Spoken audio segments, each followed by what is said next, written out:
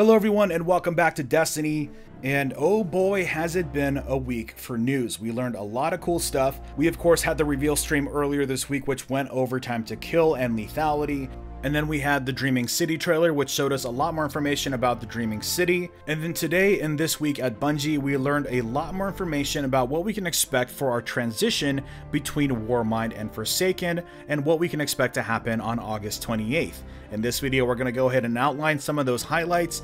But before we get into it, I do want to remind you about my contest going on right now. I'll leave the link down below on what you need to do to enter the contest. It is to win a digital deluxe edition of Forsaken for any platform that you choose. It requires you to simply subscribe to the channel and click the link down below to verify your subscription. So you should definitely enter to try to win that for yourself or for a friend.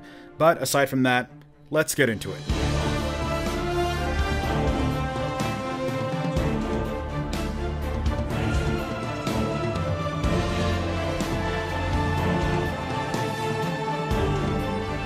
Alright, so let's begin with my favorite part, the new destination director. Isn't it shiny? I think the redesign to the director is always one of my favorite parts of a major content update, but of course, I'm just a geek in that sense.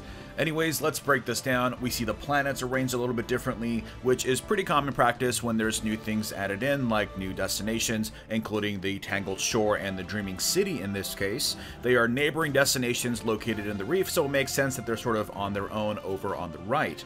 Mercury and most of Year 1 planets are now on the left, and Io is sort of like completely across the map. We have Nessus, we have the absence of the Nessus orbit icon, but they have reassured us that that has just simply been moved inside of Nessus, so if you want to launch into any of the Leviathan activities, that's where they'll be. Below Earth is the new location for Vanguard, Crucible, and the new Gambit mode. Remember, Gambit is not Crucible, but rather an entirely new mode, so it has its own place on the destination, it has its own vendor, reputation, and rewards. And for me, it's one of the most anticipated features coming in Forsaken. I had so much fun playing it during E3 and I instantly fell in love, so I simply cannot wait for that to come out. Anyways, now you'll notice a couple of other details on the Destination Director. First is the new Milestones tab, which curiously has fewer items in it. We'll go over that in just a moment. But aside from that, you'll notice curious yellow markers on some of the destinations and activities. And this leads to the next topic of discussion, which is your power progression. We outlined this before, but now you have a bit more visual context courtesy of this shiny new image. So on the lowest level, we have bounties. We have some bounties now, but you'll have many more sources coming in Forsaken. These bounties can grant reputation and glimmer, but can also grant good and even rare powerful rewards. With the addition of bounties, challenges as you know them are being removed from the game. Instead, challenges, or at least the word, will now be the name of sources of powerful gear. You want to increase your power level? Look towards challenges. We knew these as milestones inside of Year 1, but that's being completely removed from the Milestones tab and will simply appear as these yellow icons. So for instance, Call to Arms, Heroic Strikes, the Flashpoint, those are now challenges and will appear as these yellow icons. Those challenges will reset every 4 days, designed to sort of break up the monotony and also grant you more sources of powerful gear a little bit more often. Now, here's an example of how Call to Arms looks, for instance, and as a quick aside, I love that they ditched the percentage model for Call to Arms. I always hated having like 98% done and having to jump back into an entire new match just to finish it. Here, 5 and you're done. So I assume once you finish this, you will automatically be granted the reward directly to you, no more having to claim it from a vendor. So this sort of eases the issue of not having to have Kate around anymore. Super sad face. I'm a pretty big fan of the 4-day cycle in addition to the massive power climb to 600. This means that there will be activities in the game that will take you a very long time to be able to handle, namely those found in the Dreaming City. However, if you want to go hardcore, the game is now set up to give you those opportunities to climb power a little faster if you want. Furthermore, they confirm that there will be other sources of powerful gear that are not obvious or apparent in the director, and on top of that, exotics will now once again grant power at or above your current level, making that exotic grind worth it once again. I would definitely take this as an opportunity to stock up on 3 of coins before the update hits in case they shift the economy against us on the 28th. Now, of course, that leaves milestones proper. So milestones are now only going to feature activities that are not sort of replayable. They're going to be mostly things like campaign quests. Although we see a very curious crucible symbol on this example, so it's entirely possible that this is just a test account that hasn't finished the original crucible quest. So those are going to appear in the new milestones tabs, and once you finish them, there's going to be nothing in that menu. In addition to that, the world quests will now be in your character menu, so that's not going to appear in the milestones tab either. Now, another quick note about the director, below Nessus is what I believe to be the heroic story playlist. This means that meditations are exiting the game in addition to Vanguard research tokens, and of course that set of armor that you can earn with those tokens. This screen doesn't show the heroic story playlist as a source of powerful gear, but hopefully it's still worth our time to play it and not just for nostalgia's sake. Now that kind of brings us to the next topic, and that is in regards to tokens. We're seeing a massive shift away from token use inside of Forsaken. After the update, Lord Shaxx, Commander Zavala, and Lord Saladin will be the only vendors dealing with tokens. We assume Benedict will continue to have them, as Leviathan is not being updated to Year 2 and will most likely still deal with raid tokens. Also, the Faction Rally and Trials are going on hiatus and may not be included inside of Season 4 at all, so those tokens are sort of up in the air at this point.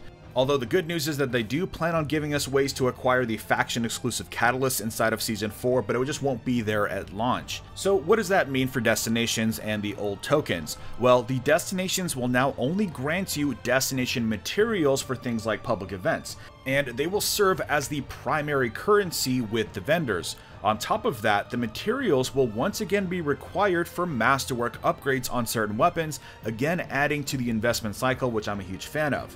It gives us actual reasons to set boots down on Year 1 destinations. Now, they will all continue to accept tokens, but you just won't get any new ones, so your current stock is totally fine. I'm a big fan of this, just want new destination weapons and armor to help keep it even more relevant. Hopefully they'll deliver that in a future DLC. Now, moving on, let's talk about strikes. Things are changing up quite a bit. Of course, we know that we will now be able to choose specific strikes from the map, but the playlists are also getting a refresh as well. Heroic strikes are being retired in favor of a new difficulty system. I assume this will work similar to raids in that you can change the difficulty before launching into the activity. The new difficulties are simply 300 power, 400 power, and 500 power.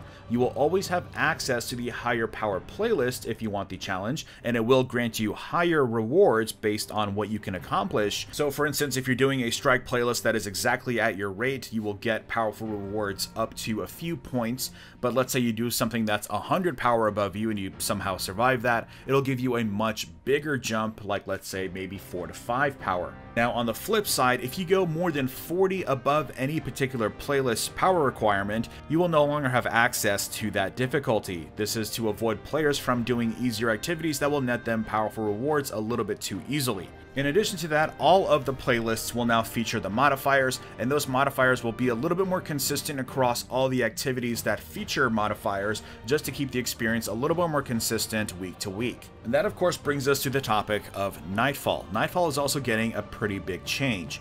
Essentially, Prestige Nightfall is going bye-bye. In addition to the point system and the challenge card, those are all being removed. It will simply feature one difficulty, and that difficulty will be increased. I'm thinking 500 power, although that hasn't yet been confirmed. In addition, there will be 3 Nightfalls to choose from now instead of just 1. So if you're chasing a particular Nightfall exclusive, you can focus on chasing just that one. I think this is huge, and I hope that we get some overlapping weeks to help with getting certain weapons like the DFA, although I've all but given up on getting that at this point. But anyways, that is the roundup of news in regards to destinations and activities. Let's now talk about weapons. So in Year 2, weapons will drop with random rolls in addition to a locked element. This is how things were in Destiny 1.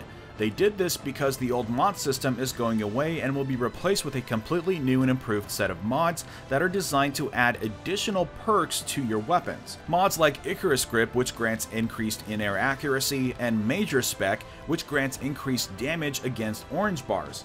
On this note, you will no longer be able to apply current mods to Year 1 gear. This means that you have until the 28th to choose the permanent element for all of your energy and power weapons. So for instance, I'm making my Sins of the Past Void and my Curtain Call Solar just to make sure that I have a variety of elements in my arsenal.